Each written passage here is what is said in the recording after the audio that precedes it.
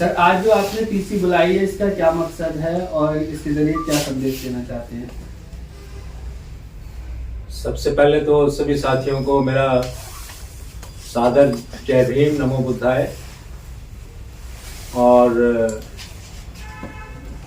मेरे साथ हमारे सम्मानित साथी श्री नबा कुमार सरानिया जी हैं, जो मेरे बाईं तरफ बैठे हैं, वर्तमान में मेंबर पार्लियामेंट हैं।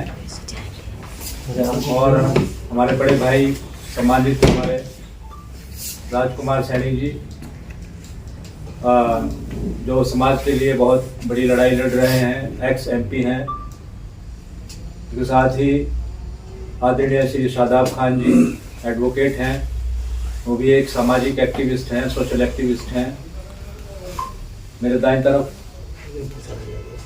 यादव जी हैं और हमारी बहन हैं राजबाला सैनी जी हैं। तो आज की जो ये प्रेस कॉन्फ्रेंस है, बहुजन समाज को ये सूचित करने के लिए आपके माध्यम से बुलाई गई है कि जो हमारा बहुजन समाज है, जिसका मुख्य हिस्सा शेड्यूल कास्ट और शेड्यूल ट्राइब समाज से आता है। यद्यपि जो बहुजन समाज की परिभाषा हमारे महापुरुषों ने दी है, उसमें हमारे बैकवर्ड क्लासेस के भाई और हमारे अल्पसंख्यक भाई, मुसलमान, सिख, बुद्ध, जैन, ये सब लोग मिलकर बहुजन समाज बनता है। परंतु इसका जो मुख्य प्रताड़ित हिस्सा है बहुजन समाज का, वो शेड्यूल कास्ट और शेड्यूल ट्राइब में आता है। आप सब जानते हैं कि आज़ादी के 75 वर्ष के उपरांत भी भारतवर्ष में शेड्यूल कास्ट और शेड्यूल ट्राइब के जो दबे कुचले लोग हैं, शोषित वंचित लोग हैं, उनके विरुद्ध प्रतिवर्ष एवरेज 50,000 के करीब आपराधिक मामले SC/ST prevention of atrocities act 1989 के अंतर्गत दर्ज किए जाते हैं। और ये संख्या प्रतिवर्ष 10% की दर से बढ़ रही है। यदि हम 2022 के आंकड़े देखें तो तकरीबन 59,000 cases schedule caste, schedule tribe prevention of atrocities act 1989 के अंतर्गत दर्ज किए गए हैं। और उससे भी दुर्भाग्य की बात यह है कि ये मामले दर्ज तो हुए हैं, परंतु इनका अन्वेषण किस स्तर का है, क्वालिटी ऑफ इन्वेस्टिगेशन क्या है, गवाहों को किस प्रकार मैनेज किया जाता है, जो शिकायत करता है उसके ऊपर किस प्रकार दबाव डालकर समझौते कोर्टों में करवाए जाते हैं, पुलिस किस प्रकार भ्रष्टाचार में संलिप्त है, ये सारे फैक्टर देखते हुए जो कन्विक्शन रेट है इन आपराधिक मामलों में, वो 20% से भी कम है। यानी कि 80% अपराधी जो हैं वे बिना किसी सजा के जो है छूट जाते हैं प्रतिवर्ष। दूसरा मुख्य मुद्दा ये है कि ये जो 59,000 केसेस एवरेज दर्ज हुए हैं या पिछले वर्ष दर्ज हुए हैं, इससे भी दुगने या तिगने जो मामले हैं वो रिपोर्ट ही नहीं हुए हैं थानों में। ये डाटा है, भिन्न भिन्न एजेंसियों द्वारा जो सर्वे किए जाते हैं उसका डाटा है। और किस प्रकार दिन प्रतिदिन मार्मिक घटनाएं देश में जो सुनने को, देखने को, पढ़ने को मिलती हैं। हाल ही में कर्नाटक में एक मुख्याध्यापक द्वारा जो शेड्यूल कास्ट समाज के बच्चों से सीवर साफ करवाने की घटना है। और अभी हाल ही में मध्य प्रदेश में, जहां भी भारतीय जनता पार्टी की सरकार बनी है, उससे पहले भी वहां भारतीय जनता पार्टी की सरकार थी, एक वयोवृद्ध ने जब वो अपने ग्रोसरी का सामान, कुछ खाने पीने का सामान दुकान से लेने जा रहा था, सामने से कुछ ब्राह्मण लोग आ रहे थे, उसने उनको हाथ जोड़कर नमस्ते नहीं करी। सारे ब्राह्मण इकट्ठे होकर उस वयोवृद्ध दलित को पकड़कर रस्सियों में जोड़कर अपने घर ले गए और उसको प्रताड़नाएं दी, उसको चोटें मारी, उसकी पिटाई की कि तुमने हमें हाथ जोड़कर नमस्ते ना करने की जरूरत कैसे करी। तो इस तरह की घटनाएं पूरे देश में आज भी 75 वर्ष की आजादी के उपरांत देखने, सुनने व पढ़ने को मिल रही है। कर्नाटक, जहां पे कांग्रेस की सरकार है, वहां पे हाल ही में एक दलित महिला को पेड़ के साथ बांधकर पीटा गया।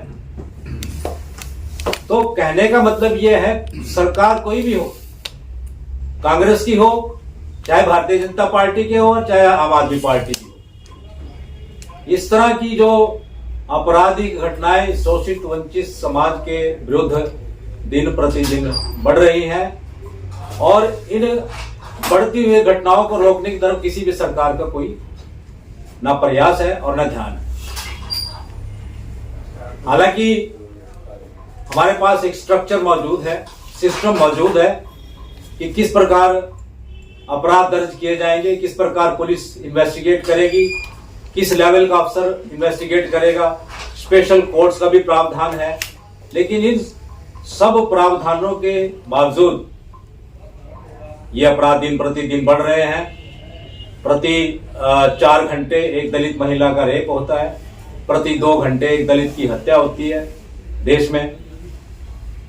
तो ये ना केवल हमारे समाज के मुंह पर, बल्कि हमारे देश के मुंह पर एक काला धब्बा है कि 75 वर्ष की आजादी के उपरांत एक आजाद भारत में, प्रजातांत्रिक भारत में, संवैधानिक भारत में, बाबा साहब द्वारा बनाए गए संविधान के अनुसार जो देश चलता है, उसमें इस प्रकार की घटनाएं, शर्मनाक घटनाएं आज भी घटित हो रही है। तो जो बहुजन हेल्पलाइन है, जिसमें कि हमारे जो साथी हैं, सम्मानित साथी हैं, जो बहुत ही समाज के लिए 24 घंटे ग्राउंड पर लड़ाई लड़ रहे हैं, इन सब की मदद से, और जो हमारे शादाब खान जी हैं और मोहम्मद तलहा, जो हमारे युवा एक्टिविस्ट हैं, जो मुसलमान समाज के लिए भी एक अपनी लड़ाई अलग से लड़ रहे हैं, इन सब के प्रयासों से ये जो बहुजन हेल्पलाइन है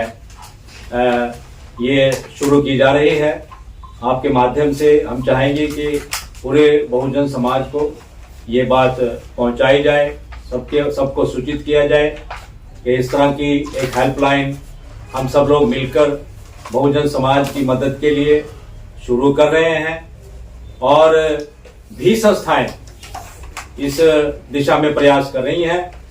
उन्हीं प्रयासों में बढ़ोतरी करते हुए, उसी में एक पॉजिटिविटी दिखाते हुए हम भी ये प्रयास बहुजन समाज की सहायता के लिए आज से शुरू कर रहे हैं कि कहीं पर भी भारतवर्ष में यदि इस प्रकार की आपराधिक घटना होती है और वो बहुजन समाज के हमारे किसी भी नेता के या उनके ग्रुप में कहीं पे भी नोटिस होती है, तो उस पर संज्ञान लिया जाएगा, उस पर एक्शन लिया जाएगा, और जो सरकारी तंत्र है उस पर दबाव बनाया जाएगा कि वो उचित कार्रवाई करे कानून के अनुसार, और जो पीड़ित हमारे लोग हैं उनको जल्दी से जल्दी न्याय मिले। इस विषय में जो है ये बहुजन हेल्पलाइन एक लोगों की मदद में एक और प्रयास जो है हम शुरू कर रहे हैं, और हमारा ये प्रयास रहेगा कि सिंसियरिटी से इसको ग्राउंड पर लागू किया जाए, और जितने ज़्यादा से ज़्यादा लोगों तक हम पहुंच सकें इस बहुजन हेल्पलाइन के माध्यम से हम पहुंचे, और इस देश के जो माथे पे जो इस प्रकार का कलंक लगा हुआ है, 75 वर्ष की आजादी के उपरांत SC/ST एक्ट इस देश से खत्म हो जाना चाहिए। क्या जरूरत है? मतलब ये तो एक इनइक्वालिटी का, असमानता का एक तो सबूत है हमारे देश के अंदर। प्रूफ है कि भाई आज भी 75 वर्ष की आजादी के उपरांत देश में इनइक्वालिटी है, असमानता है, अत्याचार हो रहे हैं, बढ़ रहे हैं। तो ये जितने भी हमारे शासक हैं, चाहे वो भारतीय जनता पार्टी के हो, प्राइम मिनिस्टर साहब हो, होम मिनिस्टर साहब हो, या कांग्रेस की सरकारें हो, राजस्थान में कितने अत्याचार हुए, तो ये सब के लिए एक चेतावनी है हमारी तरफ से, क्योंकि हम बहुजन समाज को भी संगठित करने की कोशिश कर रहे हैं। हालांकि बहुजन समाज आज की तारीख में जो है चौराहे पर है, समझ नहीं पा रहा है हमारा बहुजन समाज की किस तरफ जाए, क्या करे, क्या रास्ता निकाले। कुछ ऐसी घटनाएं हुई हैं जिससे कि हमारा आंदोलन, जो बहुजन आंदोलन, बाबा साहब अम्बेडकर, फूले शाह महाराज जी का आंदोलन, कांचीराम का आंदोलन, वो कमजोर हुआ है। उसको सशक्त करने के प्रयास में हम सब लोग लगे हुए हैं। एक एकता बनाने की भी कोशिश कर रहे हैं कि एक मंच पर आकर एक सशक्त, एक राजनीतिक शक्ति भी हम बने, ताकि जो इस देश के जो मनोवादी पार्टियां हैं, चाहे वो कोई भी बड़ी पार्टी हो, उनको हम एक सशक्त चुनौती दे सकें चुनाव में, और अपना एक अलग हम इस देश में राजनीतिक स्थान प्राप्त कर सकें। मुझे यही कहना है, बाकी हमारे सम्मानित साथी हैं वो आपको ब्रीफ करेंगे। नमस्कार पत्रकार बंधु, मैं MP नव कुमार सरनिया, असम कोकराझार से 2 बार का सांसद हूँ, न्यू दिल्ली। और मुझे लोग हीरा भाई बोल के सारा देश का लोग या हमारे क्षेत्र का लोग जानते हैं। तो अभी यहाँ हमारा दादा सैनी साहब है, एक्स MP, हमारा एक DG है, जादव जी है, हमारा बहन भी है, और सराब खान भाई भी है। आज एक बहुजन हेल्पलाइन क्यों आपको शुरू करना पड़ा, DG साहब ने बढ़िया तरीके से आपको बता दिया। ये मैसेज देश का कोने कोने तक पहुँचना है, और वो प्रैक्टिकल आदमी है, अपने आप DG भी था, क्या लोकल होता है, क्या होता है, उसको पता ही है। मैं सिर्फ एक एग्जाम्पल देता हूँ। कुछ महीने पहले उड़ीसा का राउरकेला में असिस्टेंट कलेक्टर को मार दिया गया। ये आदिवासी था, लेकिन बोला गया ये एक्चुअली सुसाइड किया। घर का लोगों ने पूरा स्पॉट देख के बोला है ये मर्डर है, और इवन प्रशासन का लोगों ने उसको ये सुसाइड बोल के वो दबाना चाह रहा था। तो उधर का मीडिया बंधु ने जो हमारे तक मैसेज भेजा है, तो उसके बाद हमने इसको टेकअप किया। अभी ये इन्वेस्टिगेशन चल रहा है। अगर एक असिस्टेंट कलेक्टर के साथ ऐसा हो सकता है, तो बाकी का सब क्यों नहीं हो सकता है? और उसके बाद उनका जो ऐसा ही था, तो सिक्योरिटी में था लेडीज, कुछ दिन बाद वो भी मारा गया। ये भी इन्वेस्टिगेशन का आधार है। तो ऐसा करके आज का डेट में आप डेटा उठा के देखिएगा, तो ST SC के ऊपर ये जो जुल्म है वो जरा बड़ा है, कमा नहीं है। और साथ साथ माइनॉरिटी, स्पेशली जो मुस्लिम है, उनके ऊपर भी बहुत सारा ऐसा केस आ गया है। और बैकवर्ड क्लास में तो बारिश हो, उसको तो कभी किसी टाइम जहाँ मुकाबले उसी दबाता है। तो हम यहाँ आने का मकसद यही पे है, एक हम अपना पार्लियामेंटेरियन के नाते कुछ तो हम मदद कर सकते हैं। और अभी देश का कोने कोने में हमारा भी सपोर्टर, फॉलोअर और लोग हैं जो काम कर रहे हैं। तो इसलिए मैं अपना नंबर भी आपको बताता हूँ, 9435726222। अपना हेल्पलाइन तो रहेगा, उसमें भी रहेगा, फिर भी मैं बोल देता हूँ, अगर कहीं पे किसी को ऐसा कुछ केसेस है जहाँ भी आपको नहीं मिला है, या FIR भी नहीं हुआ है, थोड़ा धमका रहा है, ये कर रहे हैं, तो जरूर आप लोग हमसे कम से कम मैसेज भेजिए, व्हाट्सएप भेजिए, डिटेल्स भेजिए, ताकि हम प्रशासन को बोल सकता हो, या उसको जो नहीं करने का वो करा सकते हैं। ऐसा बहुत सारा केसेस है, एग्जाम्पल लेके तो गंदा लगेगा। अभी हाल ही में दिल्ली में एक केसेस ऐसा आया था, ये ST इससे बिलोंग नहीं है, लेकिन फिर भी ऐसा है, कुछ लोगों ने पैसा लिया किसी काम के नाम पे, प्रूफ भी है, थाने में गया, वो डिनाई कर दिया, कोई FIR नहीं होगा। तो बाद में हमने लास्ट दिल्ली का लेफ्टिनेंट जनरल से, गवर्नर से जब भेजा, तो भी FIR हो गया। और ऐसा केसेस बहुत है हमारे टाइम में। हमारा आदिवासी दलित लड़का लोगों को नौकरी देंगे, ये करेंगे, बहुत सारा लोग ऐसा ही करते हैं। मतलब ये एक साइड है और ये एक साइड है, तो ऐसा तो होता ही है, धोखा तो होता ही है। तो आज का डेट में बहुत सारे ऐसा लोग हैं जो इसी के लिए अपने को सुसाइड भी करना पड़ता है। अब हम लोग ने जो घूमना शुरू किया इस बहुजन को मूवमेंट को आगे लेके, मध्य प्रदेश हो, राजस्थान हो, 2 साल पहले हमारा काटी बिल के एक बंदा को वो सिरोही में मारा गया। उधर का एमएलए का इन्वॉल्वमेंट है। इस बार इलेक्शन के टाइम में सरा आदिवासी ने बोला जो भी हो उसको तो हारना ही हारना है। ये बंदा भी अच्छा था लेकिन उसका बर्ताव सही नहीं था। कुछ मारने का शायद मकसद नहीं था, थोड़ा पीटने का था, लेकिन मेडिकल में मर गया। ये अच्छा भी बोलते हैं, लेकिन अगर आप थोड़ा पोलाइट होते, आप थोड़ा ये होते हैं कि नहीं, तो ऐसा कुछ चीजें हैं जो हम कर सकते हैं। तो हम चाहेंगे नॉर्थ ईस्ट से लेकर कश्मीर से लेकर, जब हाल ही में मैं कश्मीर में गया वहां भी ऐसा कुछ सिचुएशन देखा है। अभी वहां हमारा पार्लियामेंट में एक बिल आया है। वो क्या बिल, वहां का जो अपर कास्ट का लोग है पहाड़ी के नाम पे उसको भी एसटी बनाना है। एससी बनाने का कोई मापदंड होता है, वहीं से होता है, लेकिन बोलते के लिए जबरदस्ती से आप करेंगे तो उसके अगेंस्ट में यूनिवर्सिटी में जितना लड़का लोग पढ़ाई कर रहे हैं वो हड़ताल मैंने कर रहे हैं। तो उसको क्या किया, उन्होंने देते ही किया। तो हमारे बीच जो बात आते आते फिर ये आगे तक गया और डिटेन से उसको निकल गया। मतलब ऐसा बहुत सारा चीज होता है पहले हमको पता चलते हैं, तो हम इसी रिस्पॉन्स में हम इसको सॉल्व कर सकते हैं। क्योंकि यहाँ सिर्फ हमको सिर्फ एडमिशन को ये करेंगे नहीं, अप्रोच करेंगे ये नहीं है, लीगल साइड भी होता है। मैंने बोला ना आपको, जो डीजी साहब है उसको पता है उसमें क्या लोग होता है, किसका कमी क्या होता है, सिस्टम में क्या होता है। मैं सिंपल सा बात बोलता हूँ, मेरा सेक्टर में मैं जहां से एमपी बन के आता हूँ 30 साल में 50,000 से ज्यादा लोग मारा गया। लाखों लोग बेघर रिफ्यूजी के में घर सर कितना को जला दिया पता नहीं, प्रॉपर्टी किसका को दस हुआ पता नहीं, लाखों लोग। लेकिन सबसे ट्रेजिक बात है इसके लिए कोई जेल नहीं गया, कोई किसी को फांसी नहीं हुआ। मतलब इसमें पूरा सिस्टम ऐसा था। लेकिन जिस दिन हम जीत के आए पार्लियामेंट में उसी दिन से शुरू हो गया।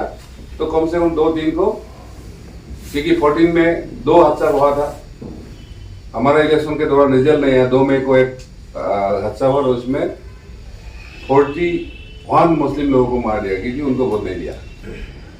उसके बाद फिर आज है 23 को इवनिंग पार्लियामेंट सेशन खत्म होने के बाद, ये 14 का बोल रहा है, 81 आदिवासी मतलब हमारा संताल जो है उधर का ट्राइबल नहीं लेकिन आदिवासी है, उसको मार दिया गया। ज्यादातर क्रिश्चियन था, क्रिसमस मनाने के लिए तैयारी था, उसी टाइम 81 लोगों को मारा गया। लेकिन सबसे सुख का बात है जब हम एमपी बन गया, ये पार्लियामेंट में आ गया, उसी दिन आ गया। और उसी केस के लिए ये दोनों के लिए कम से कम 3 साल को फांसी का उसको सजा हुआ, अभी प्रोसेस में है। ये फिर भी हुआ, ये फायदा हमको इसलिए हुआ क्योंकि उन लोगों ने हमको पार्लियामेंट में भेज दिया। पहले क्या बोलता था, अगर किसी को मारा गया बोलता था बांग्लादेशी मर गया, लोग सोचता नहीं कि बांग्लादेशी मर गया। जब हमने यहाँ आ गया तो बात पहुंच गया, ये किसी मुस्लिम को मार रहे, ये किसी की दलित को मार रहे, ये किसी आदिवासी को मार रहे, है कि नहीं। तो धीरे धीरे सिस्टम, मैंने बोला वहां बुलेट से हम ईवीएम तक लेके आया। तो अगर हम ये खा सकते हैं तो ये छोटा मोटा कोई गुंडा माओवाली कोई अपराध वाला लोग किसी को तोसा करते हैं तो हम जरूर सिस्टम को साथ लेके उसको हम सजा दे सकते हैं। क्योंकि अभी ये हमारा डेमोक्रेटिक कंट्री है सबसे बड़ा, उसमें अपना सबसे बड़ा लंबा बढ़िया संविधान है हमारा, उसमें सब प्रावधान है। ST/SC के लिए अलग से एट्रोसिटी कानून भी है, तो इसी के अंदर जाकर हम कर सकते हैं। तो मतलब ये हेल्पलाइन का मतलब ये ऑर्गेनाइजली हम ये करने वाला है, स्टैंडिंग कमेटी है। हाँ, और इवन सबसे इंटरेस्टिंग बात है हम होम मिनिस्ट्री का एडवाइजरी कमेटी में भी है कि नहीं। कुछ मुद्दा ऐसा होता है जो यहाँ नहीं होगा तो यहाँ भी हम कर सकते हैं, क्योंकि होम मिनिस्टर जहां चेयरमैन होता है उसमें हम कम से कम ये पार्लियामेंट के तो सारा हमको ज्यादा मौका नहीं मिला, इंडिपेंडेंट एक ही है। लेकिन ये सब चीजों को हम बात को रख सकते हैं। इसलिए मेरे आप लोगों से ये जितना हो सके ज्यादा से ज्यादा आप लोग प्रसार कीजिएगा।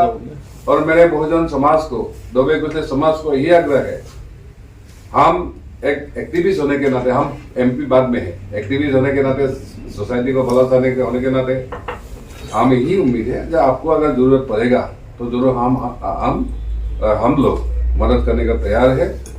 अगेन मेरा नंबर है 9435726222 और ये टीम पूरा हमारा उसी के लिए आपके पास आया हुए और जरूर हमें हेल्प करेंगे।